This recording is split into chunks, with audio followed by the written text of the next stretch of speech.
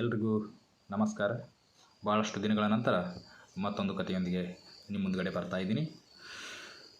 ಒಂದು ಬಾರಿ ಮರಗೆಲಸದವನು ತನ್ನ ಮನೆಯಲ್ಲಿ ಬಾಗಿಲನ್ನು ತಯಾರಿಸುವಂತಹ ಕೆಲಸದಲ್ಲಿ ತೊಡಗಿಕೊಂಡಿರ್ತಾನೆ. ಅಲ್ಲಿಗೆ ಬಂದಂತಹ ಅವನ ಚಿಕ್ಕ ವಯಸ್ಸಿನ ಮಗ ಅಲ್ಲಿರ್ತಕ್ಕಂಥ ಚೂಪಾದ ತೀಕ್ಷ್ಣವಾದಂತಹ ವಸ್ತುಗಳನ್ನು ತೆಗೆದುಕೊಂಡು ಆಟ ಆಡೋದಕ್ಕೆ ಪ್ರಾರಂಭ ಮಾಡ್ತಾನೆ. ಇದನ್ನು ಕಂಡಂತಹ ಆ ಮರಗೆಲಸದವನಿಗೆ ಎಲ್ಲೋ ಒಂದು ಕಡೆ ಆತಂಕ. ಇವು ಮೊದಲೇ ಚೂಪಾದಂತಹ ತೀಕ್ಷ್ಣವಾದಂತಹ ವಸ್ತುಗಳು ಕೈಗೋ ಕಾಲಿಗೋ ಹಚ್ಕೊಂಡು ಏನಾದರೂ ಮಾಡ್ಕೊಂಡು ಬಿಟ್ಟಾನು ಅನ್ನೋ ಉದ್ದೇಶದಿಂದ ಮಗನಿಗೆ ಹೇಳ್ತಾನೆ, ನೋಡು, ನೀನು ಅಂಗಡಿಗೆ ಹೋಗಿ ಈ ಮೊಳೆಗಳನ್ನು ತೆಗೆದುಕೊಂಡು ಬಾ ಅಂಥೇಳಿ. ಮಗ ಓಡ್ತಾ ಹೋದ. ಎಷ್ಟು ವೇಗವಾಗಿ ಓಡ್ತಾ ಹೋಗಿದ್ನೋ ಅದೇ ವೇಗದಲ್ಲಿ ಓಡ್ತಾ ಬಂದು ತಂದೆಗೆ ಮೊಳೆಗಳನ್ನು ಕೊಟ್ಟ. ಆಮೇಲೆ ಮತ್ತೆ ಆ ವಸ್ತುಗಳೊಂದಿಗೆ ಆಟ ಆಡೋದಕ್ಕೆ ಪ್ರಾರಂಭ ಮಾಡ್ದ.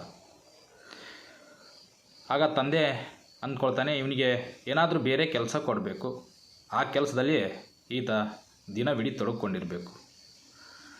ಈತನಿಗೆ ದೇಹಕ್ಕೆ ಸಂಬಂಧಪಟ್ಟಂತಹ ಕೆಲಸ ಕೊಡೋದು ಬೇಡ, ಮಾನಸಿಕವಾಗಿ ಬುದ್ಧಿಗೆ ಸಂಬಂಧಪಟ್ಟಂತಹ ಕೆಲಸ ಕೊಡಬೇಕು ಅಂದ್ಕೊಂಡು ಸುತ್ತಲೂ ನೋಡ್ತಾನೆ. ಗೋಡೆಯ ಮೇಲೆ ಭಾರತದ ನಕಾಶೆ ಇರುವಂತಹ ಚಿತ್ರಪಟ ಇರುತ್ತೆ. ಅದನ್ನು ತೆಗೆದುಕೊಂಡಂತಹ ಆ ಮರಗೆಲಸದವನು ಅದನ್ನು ಸುಮಾರು 10-15 ಚೂರುಗಳನ್ನಾಗಿ ಮಾಡಿ ಮಗನ ಕೈ ಕೊಡ್ತಾನೆ. ನೋಡು, ಇದು ಭಾರತದ ಭೂಪಟ, ಇದನ್ನು ಸರಿಯಾಗಿ ಮಾಡಬೇಕು, ನೀನು ಸರಿ ಮಾಡಿ ತೋರಿಸ್ಬೇಕು. ಚಿಕ್ಕ ವಯಸ್ಸಿನ ಹುಡುಗ, ಕಾಶ್ಮೀರ ಎಲ್ಲಿರುತ್ತೋ ಗೊತ್ತಿಲ್ಲ, ಕನ್ಯಾಕುಮಾರಿ ಎಲ್ಲಿದೆಯೋ ಗೊತ್ತಿಲ್ಲ, ಗುಜರಾತ್ ಎಲ್ಲಿದೆಯೋ ಗೊತ್ತಿಲ್ಲ, ಕರ್ನಾಟಕ ಎಲ್ಲಿದೆಯೋ ಗೊತ್ತಿಲ್ಲ, ಪಂಜಾಬ್ ಎಲ್ಲಿದೆಯೋ ಗೊತ್ತಿಲ್ಲ. ಆದರೆ ಅದನ್ನು ಸರಿ ಮಾಡಬೇಕು. ಹೇಗೆ ಸರಿ ಮಾಡೋದು? ಆಗ ಮರಗೆಲಸದವನು ಅಂದ್ಕೊಳ್ತಾನೆ, ಈ ದಿನವಿಡೀ ಇದೇ ಕೆಲಸದಲ್ಲಿ ಇವನು ತೊಡ್ಕೊಳ್ತಾನೆ, ನನ್ನ ಕೆಲಸವನ್ನು ನಾನು ಆರಾಮಾಗಿ ಮಾಡಬಹುದು. ಒಂದು ಕಡೆ ಮಗ ಅದನ್ನು ಜೋಡಿಸೋದಕ್ಕೆ ಪ್ರಾರಂಭ ಮಾಡ್ತಾನೆ. ಗಂಟೆ ಕಳೆಯುತ್ತೆ. ಆಮೇಲೆ ಆತನಿಗೇನು ಹೊಳೆಯುತ್ತೋ ಗೊತ್ತಿಲ್ಲ. ಆ ಯೋಚನೆ ಬಂದ ತಕ್ಷಣ ಒಂದು 5 ನಿಮಿಷದಲ್ಲಿ ಆತ ಭಾರತದ ಭೂಪಟವನ್ನು ಸರಿ ಮಾಡಿ ಸರಿಯಾಗಿ ಜೋಡಿಸಿ ತಂದೆ ಕರೀತಾನೆ. ಅಪ್ಪ, ನಾನು ಭಾರತವನ್ನು ಸರಿ ಮಾಡಿದ್ದೀನಿ, ಬಾ ಅಂಥೇಳಿ. ತಂದೆ ಕುತೂಹಲವನ್ನು ತಡೆಯಲಾರದೆ ಬಂದು ಆ ಭೂಪಟವನ್ನು ನೋಡ್ತಾನೆ. ಭಾರತ ಸರಿಯಾಗಿ ಆಗಿದೆ. ಆಗ ತಂದೆ ಕೇಳ್ದ, ಅಲ್ಲ ಕಣೋ, ನೀನು ಇದನ್ನು ಹೇಗೆ ಸರಿ ಮಾಡಿದೆ? ನನಗೆ ಇದನ್ನು ಸರಿ ಮಾಡೋದಕ್ಕೆ ಬರೋದಿಲ್ಲ, ಆದರೆ ನೀನು ಮಾತ್ರ ಸರಿ ಮಾಡಿದ್ದೀಯಾ, ಕಾರಣ ಏನು ಅಂಥೇಳಿ ಕೇಳಿದಾಗ ಅಲ್ಲಿರ್ತಕ್ಕಂಥ ಮಗ ಹೇಳ್ತಾನೆ, ಆ ಒಂದು ಭೂಪಟದ ತುಂಡನ್ನು ತೆಗೆದುಕೊಂಡು ಹಿಂದ್ಗಡೆ ಇರ್ತಕ್ಕಂಥ ಚಿತ್ರವನ್ನು ತೋರಿಸ್ತಾನೆ. ಹಿಂದ್ಗಡೆ ಮನುಷ್ಯನ ದೇಹದ ಭಾಗಗಳ ಚಿತ್ರ ಇರುತ್ತೆ, ಮುಂದ್ಗಡೆ ಭಾರತದ ನಕಾಶೆ ಚಿತ್ರ ಇರುತ್ತೆ. ಆಗ ಮಗ ಹೇಳ್ದ, ಅಪ್ಪ, ನಾನೇನು ಭಾರತವನ್ನು ಸರಿ ಮಾಡುವಂತಹ ಪ್ರಯತ್ನದಲ್ಲಿ ತೊಡಗಿದ್ನಲ್ಲ, ಆಗ ಬಹಳಷ್ಟು ಗೊಂದಲ ಆಯಿತು. ಒಂದು ಬಾರಿ ಹಿಂದ್ಗಡೆ ನೋಡಿದೆ, ಹಿಂದ್ಗಡೆ ಮನುಷ್ಯನ ಚಿತ್ರ ಇತ್ತು.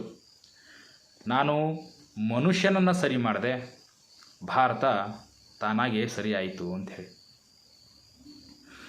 ಆತ್ಮೀಯರೇ, ಇವತ್ತಿನ ದಿನ ನಾವು ಕೂಡ ಬಹಳಷ್ಟು ಬಾರಿ ಕೇಳ್ತಾ ಇರ್ತೀವಿ, ಊರು ಕೆಟ್ಟೋಗಿದೆ, ಊರಲ್ಲಿ ಏನೂ ಉಳ್ಕೊಂಡಿಲ್ಲ. ನಮ್ಮ ದೇಶ ಕೆಟ್ಟೋಗಿದೆ, ದೇಶ ಏನೂ ಉಳ್ಕೊಂಡಿಲ್ಲ. ನಮ್ಮ ರಾಜ್ಯ ಕೆಟ್ಟೋಗಿದೆ, ರಾಜ್ಯದಲ್ಲಿ ಏನೂ ಉಳ್ಕೊಂಡಿಲ್ಲ ಅಂಥೇಳಿ.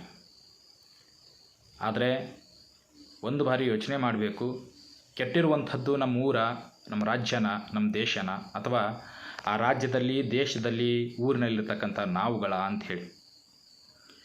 ಭಾರತ ಸರಿ ಆಗಬೇಕು ಅಂದರೆ ನಾವು ಮಾಡಬೇಕಾಗಿರುವಂಥದ್ದು ಮೊದಲು ನಾವು ಸರಿ ಆಗಬೇಕು. ಆದ್ದರಿಂದ ಮುಂದಿನ ದಿನಮಾನಗಳಲ್ಲಿ ಭಾರತವನ್ನು ವಿಶ್ವಗುರು ಮಾಡುವಂತಹ, ಭಾರತವನ್ನು ಸರಿಯಾಗಿ ನಡೆಸುವಂತಹ ಜವಾಬ್ದಾರಿ ಇರುವಂಥದ್ದು ನಾವು ಸರಿಯಾಗಿ ನಡೆಯುವುದರ ಮೇಲೆ ಅಂತ ಹೇಳ್ತಾ ಈ ಚಿಕ್ಕ ಕಥೆಯನ್ನು ಮುಗಿಸ್ತಾ ಇದ್ದೀನಿ. ಎಲ್ಲರಿಗೂ ವಂದನೆಗಳು.